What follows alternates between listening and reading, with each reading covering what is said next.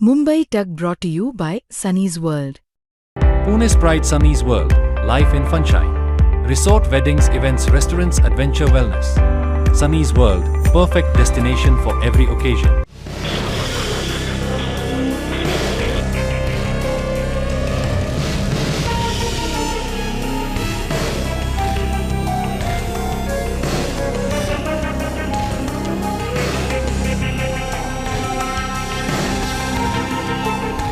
सांगलीत जयंत पाटील आणि गोपीचंद पडळकर समर्थकांमधील वाद हा असा टोकाला गेलाय।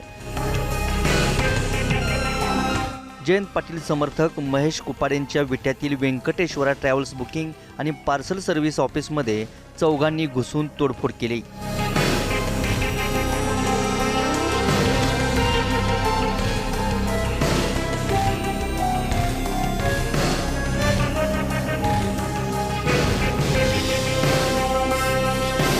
घरावर दारूच्या बाटल्या फेकल्या,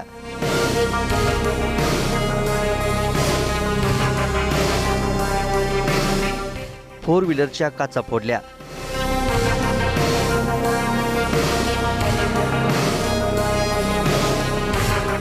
या तोडफोडीमागे आमदार पडळकरांचे कार्यकर्ते असल्याचा दावा जयंत पाटलांचे समर्थक महेश कुपाडेंनी केलाय।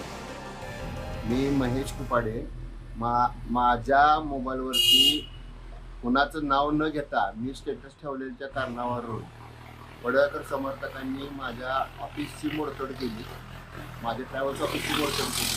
त्याच्यावरून पुन्हा रात्री पोलिसांचा उशिरा कंप्लेंट टाकत FIR नोंद करून घेत होते। पोलिसांची FIR नोंद करून पंचनामा होईपर्यंत माझ्या घरावरती येऊन घरात महिला असताना घरावरती दारूच्या बाटल्या, सोड्याच्या बाटल्या फेकून माझ्या गाडीचंही नुकसान केलं, गाडीवरती पण काचा फेकलेत। आणि ह्या असल्या प्रवृत्तीला वेळीच ठिचलं पाहिजे। हे माझा वैयक्तिक ह्या गोष्टीसाठी जाहीर निषेध आहे। हा फार प्रशासनावर पण ह्या गोष्टींचा दबाव आहे। ह्या गोष्टी खरोखर मला न्याय मिळाला पाहिजे, एवढी माझी विनंती आहे। या सगळ्या राड्याला कारण ठरलं कुपाडेंचं व्हॉट्सअप स्टेटस। मोदी इंधनाचा प्रश्न कायमचा सोडवण्यासाठी समुद्राच्या खालून पाईपलाईन आणण्याचा विचार करतायत, अशा शब्दात जयंत पाटील आणि विरोधकांनी केलेल्या टीकेनंतर पडळकरांनी प्रत्युत्तर दिलं होतं। त्यावरूनच कुपाडेंनी हे असे फोटो आणि व्हिडिओ स्टेटसला ठेवले होते। याच कारणावरून भाजप आमदार गोपीचंद पडळकरांचे समर्थक संतप्त झाले। तोडफोडीच्या अगोदर पडळकर समर्थक सुरेश मेटकरी आणि महेश कुपाडेंमधील संवादाची ऑडिओ क्लिप ही समोर आली आहे। हॅलो बाळासाहेब मेटकरी बोलतोय। नमस्ते, बोला की। काय गोपीशेटची काय अडचण आहे तुम्हाला? कुठे काय ठेवले ते उगाच बिनकारण फोन करून मागापासून नाही ते उगाच नाही ते बोरायला लागली ते काय ते लोक तिकडे फोन। नाही अरे तुझ्या ह्याच्यावर तू सोडले कशावर सोडले बघा तरी तुम्ही, कशावर सोडले?